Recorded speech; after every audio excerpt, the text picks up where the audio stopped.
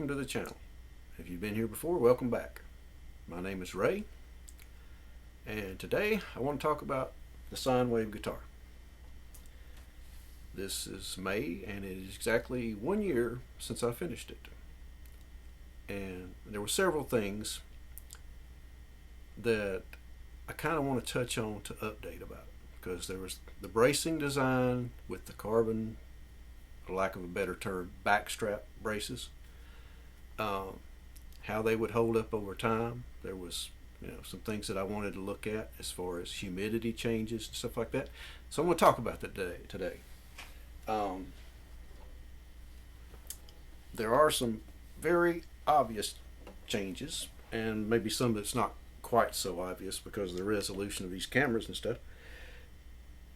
But one thing that's changed is the pickup. And another thing that has changed is, I guess you could say, the whole direction of the guitar. When I first designed it, I was after an acoustic guitar, and I made it and braced it for extra light acoustic strings. And I usually use Martin strings, 1046 gauges for the extra lights. That's what I voiced the instrument for, and my whole goal at that time was bronze strings for bronze string sound. And I originally went with the Crevo pickup because he designs his pickups to work with bronze strings. And it was a little bit of go and come and really fine tuning as far as pickup distance from the strings, and several things I had to work on to get that pickup to work for me. But in the end, it worked really well with the bronze strings. I was quite happy with it. But then fast forward a couple months, and big flare up in my arthritis happened. And I started playing with it, even with the extra lights and with the shortened scale and everything. It just started getting tougher for me. My issue is the more pressure I have to use for fretting, the more my hand gets tensed up.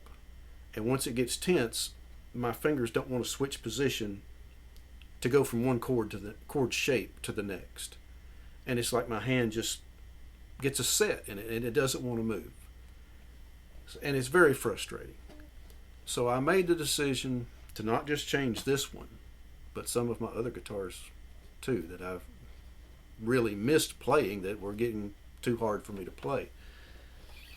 So I made the decision to change to a set of nickel strings, and these are 1046s, and you wouldn't think that would make that much difference, but with all of the strings being smaller, the wound strings especially, and the B string being a little smaller, I used the D'Addario string calculator for string tension, where you can enter in your scale length, the notes you're tuning it to, and the gauge of string, and it tells you can do a whole set of strings, and it tells you how much tension is overall on the whole set of strings.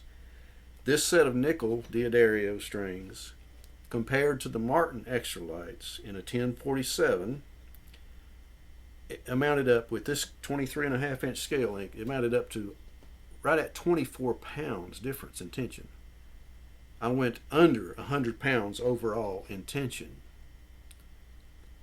So in doing so, I give up some acoustic volume in trade for that extra playability.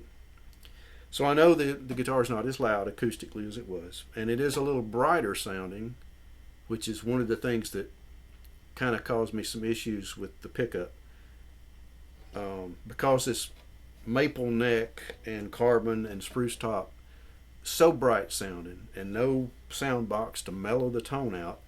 That was one of the things that made it really hard to get the pickup to sound good, the Crevo pickup. When you play the high notes up there, it was a little shrill because the guitar is just so bright, and short scale length, more sparkly sound, But I did overcome those, and I was happy with the Crevo pickup. I do not want anybody to think I was putting down his pickup in any way, shape, or form. I think he does a great job for bronze strings. It works great, and that's what he designed that pickup that I had on here for. But when I made the switch, put a set of these nickel strings on here, I plugged it up, and that pickup did not like them. And it's, you know, again, no fault of his. He designed it to work with bronze strings. Anyway, when I put the nickel strings on there, it didn't work. And I'd already been designing the pickups for the 3 and 4 string Cigar Box guitars, and I was already playing around with a 6-string design. And at that time, I didn't know if I could really come up with one that really worked well and I was happy with. But I did. I kept messing with it until I kind of dialed it in to where I'm happy with it. But that's the biggest change. It's just changing really the whole direction of the guitar. I've got a pickup now that works well with the nickel strings.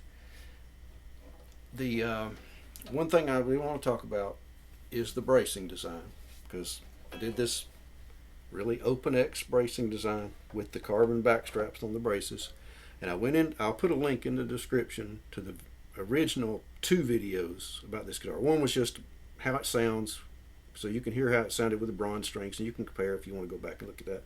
But the second video is where I went really in depth with the design and explained everything that I had done and why. But I talked about that in that video about these carbon straps on here and what may happen to the tension that they're under during humidity changes. Well, going through this past winter, lots of humidity changes, and I kept monitoring it and learned a lot. I still haven't put any more dampers or anything on the back side of them to make them quieter, which I intend to do. But keeping an eye on the humidity levels. Right now the humidity is 45%. I don't know if you can, let me see, you can't even see it up there, it's out of the way, but it's 45% in here right now.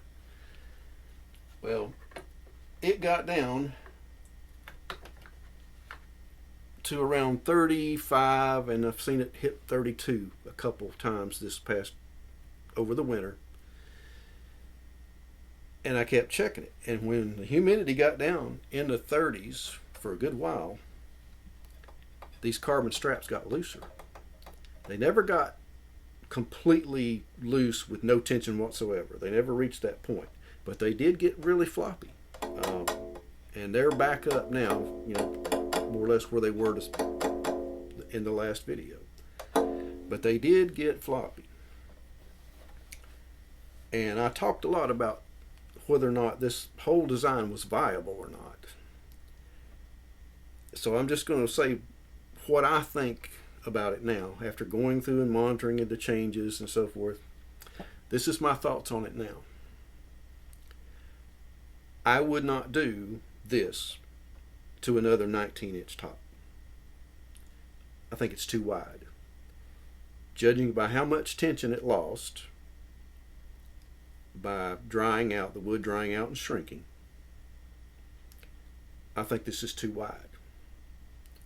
I would only do a 19 like this if I was going to do an actual carbon fiber top. Then I think no problem, because humidity changes won't affect that like the way it does this.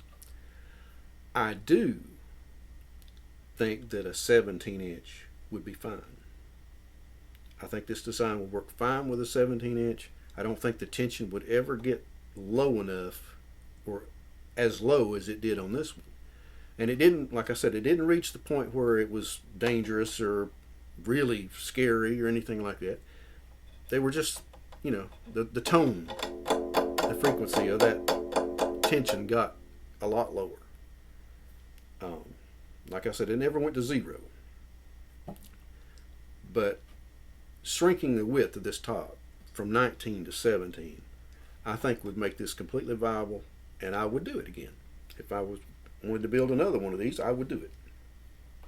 So I do think there's a lot of merit to this design. The one thing that I think is a little scary about it is if you had a back on it and it was all sealed up, if there ever was an issue, the repair and the reattachment of one of those straps, if they ever came loose, would be a real pain in the That's the only thing that concerns me. And so far I haven't had any issues with anything weakening or coming loose. I think this frequency is, if you could compare this frequency to the same frequency we did in the last video, I think it would be almost exact. It's best I can remember, that sounds just like it did. And I've gone back and forth over this design in my head, thinking, well, I've lost some flexibility in the top around these edges where I had to build this up right here to make a place for that strap to glue in.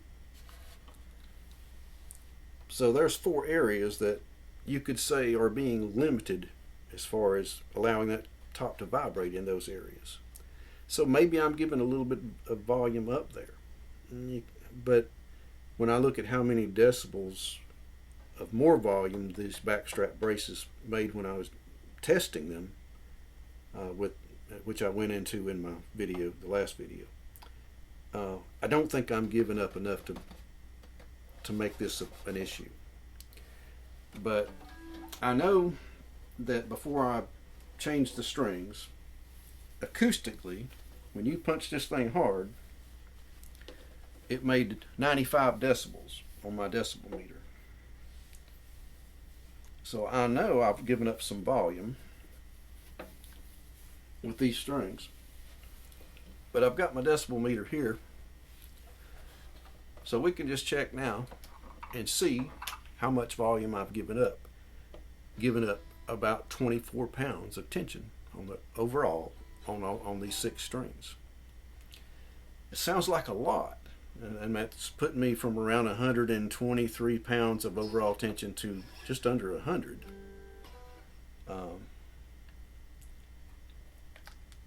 But this will tell us, exactly.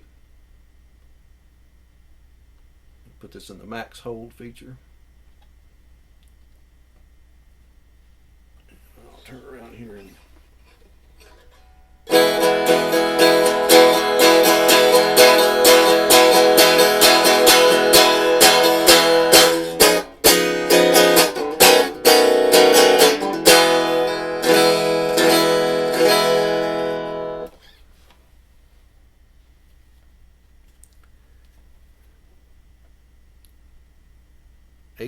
.1 decibels. So it's cost me about 5 decibels in overall volume changing. But with that change, you can say the whole objective of having an acoustic guitar with the bronze strings and so forth kind of went out the window. So now I have a very loud electric, basically. I don't know if the sound has really changed all that much. There's one thing I will mention: when the braces, when the carbon straps got kind of had much lower tension, I could tell a little bit of difference in the sound. But surprisingly, and I say that because I have this thing set up really low action. It's basically 1/16 of an inch across the board off the 12th fret for the strings. I didn't notice the action really change. I think the straps, irregardless of the shrinkage of the top becoming less wide, that's usually, when they start drying out, they become less wide, and that's why a lot of tops crack. You've seen tops that'll crack, and that's because they dried out too much, and the sides just wouldn't keep coming in, and that pressure lets the top crack. But I didn't notice any difference in my bridge. Does not have any thumb wheels. It's completely solid. There's no adjustment for height in it. But I never felt like I needed to adjust the action whenever I would play it over the winter. So that's a good sign. So maybe you could say that those carbon straps have added a little bit of a little bit of control maybe over that action height, because the top of the crown didn't change very much, not enough for me to really notice. In order to really be absolutely sure, I would have to set up a rig that balanced off each side and had a dial indicator that measured right off the center of the bridge or something. Then if you monitored it like that, you could literally tell exactly how much the top went up and down. But I don't see any point in really going to that degree of, you know, trying to be scientific about it, because like I said, it didn't change enough for me to even notice. And my hands are a little sensitive, so I think if it had been bad, I'd have noticed. But you heard the acoustic volume. That's not a very good example of what it sounds like.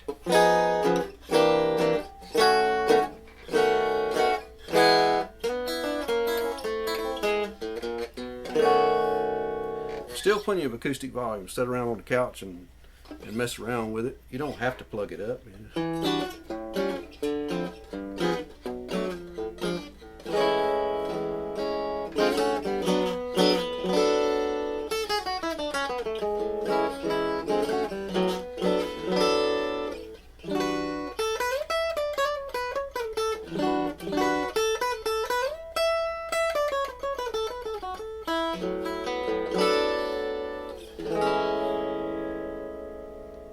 Still very bright, you know, and some people would probably miss that sound box.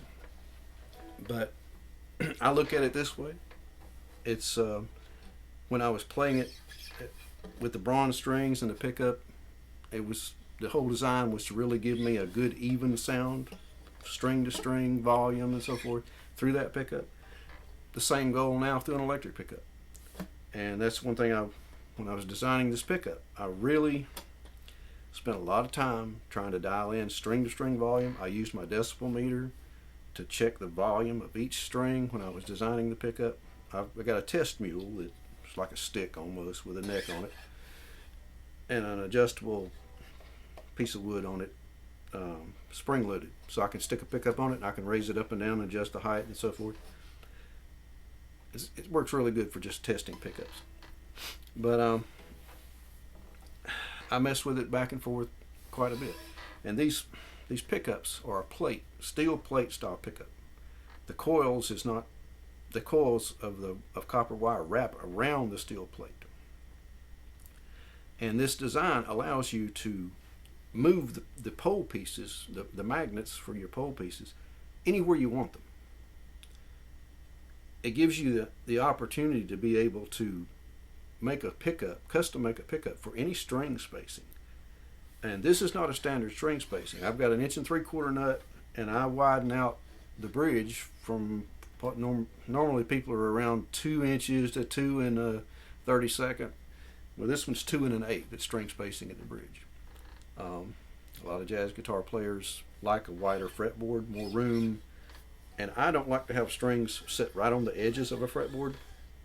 The fleshy part of your finger tends to mute the strings, and I like a wider fretboard, and that way I can leave a little bit more room on the outside of the strings. May not be an issue for some people, but my hands are so sloppy with the problems I have, it helps me. But what I'm saying is this pickup design allows you to make changes and stuff, and this design allows you to set the magnet strength for each string to set the volume balance of all the strings across it, which is a real plus.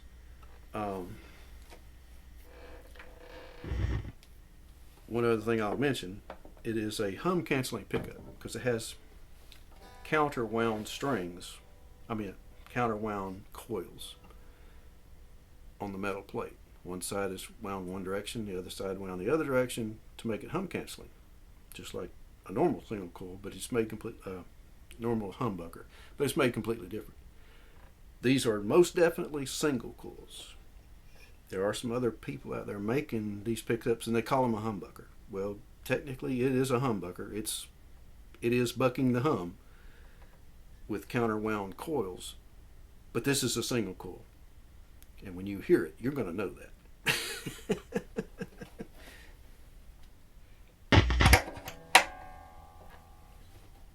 Now this is with no effects. I've got it running through my pedal board, but I don't have any effects on it. It's just running straight through.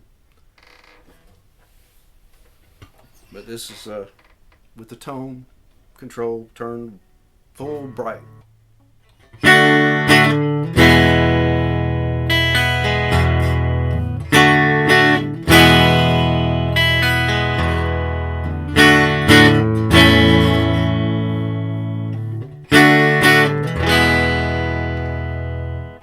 should mention, you hear how bright and clear that pickup sounds. It's just one pickup. It's in a neck position. And the clarity, I figured out some tricks.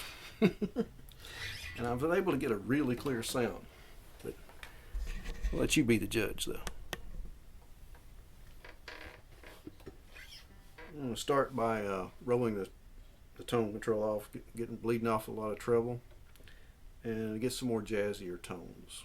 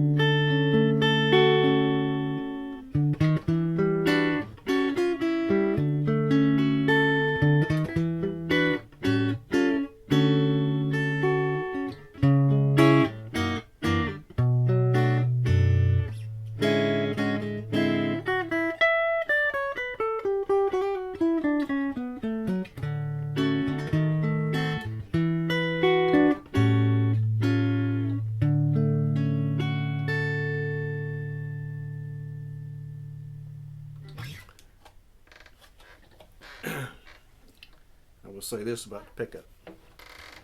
A lot of your single coil pickups, people recommend usually 250K pots because they have too much treble and it can be a little harsh. But I've got 500K pots on this one because I don't want to give up that treble response that would be bled off the ground between 250 and 500K. I like the single coil sound. I like rockabilly and stuff like that. I like that bright sound. And that's just straight guitar, no effects. I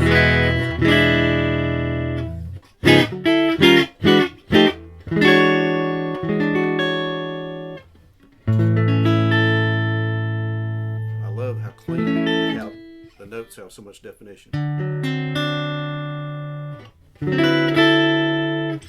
Even when you roll off the tone, to get that more jazzy sound,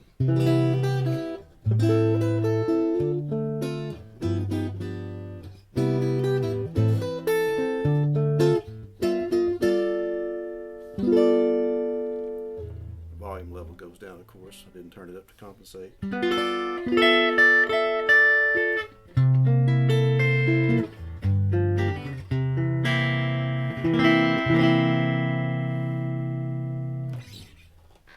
Throw some reverb in it. You really got a good true spring tank style reverb, and you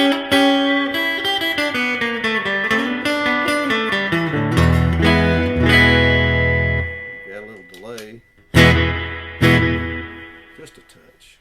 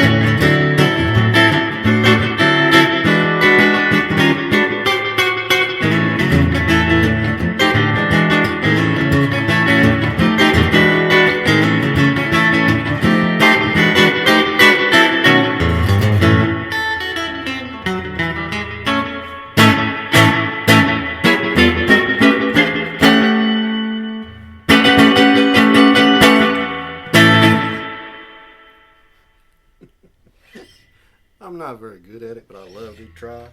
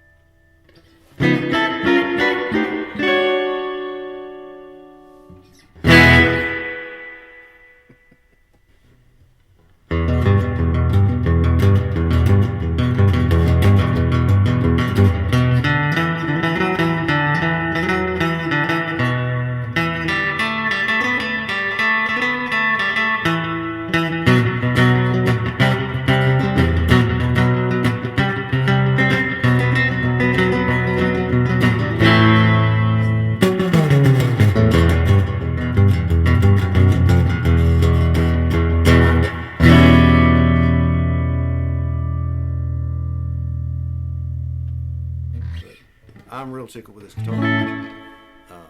After playing with it and messing with it for a year, and I'm really happy with the changes. I didn't think I would really be happy going full electric. Well, pretty much. You can still play it acoustic, plenty of volume, you know, as I showed. But I'm really getting into the effects and all the pedals and all that kind of stuff. I'm enjoying playing around with that stuff because I've really been an acoustic guy for most of my life. And the arthritis has just taken me a different direction. And I'm going to make the best of it. But I just wanted to make a short video to update anybody that might be interested in this design and the aspects of it. Those braces are extremely experimental. And I may do an update in the future or mention something about it in the future. You can make an acoustic archtop to have good volume for most people. I'm just a special case with the arthritis and trying to design instruments that allow me to keep playing for more years, because I'd like to be able to keep playing at the point where other people are forced to give up and just quit because they just can't do it anymore. I'll get in close here where you can see. If you've seen, can't think of the guy's name, the Rolling Stones guitarist, Keith Richards. Have you ever seen pictures of his fingers? Well, mine are doing the same thing. They're getting these big knots in the joints, and it's quite painful.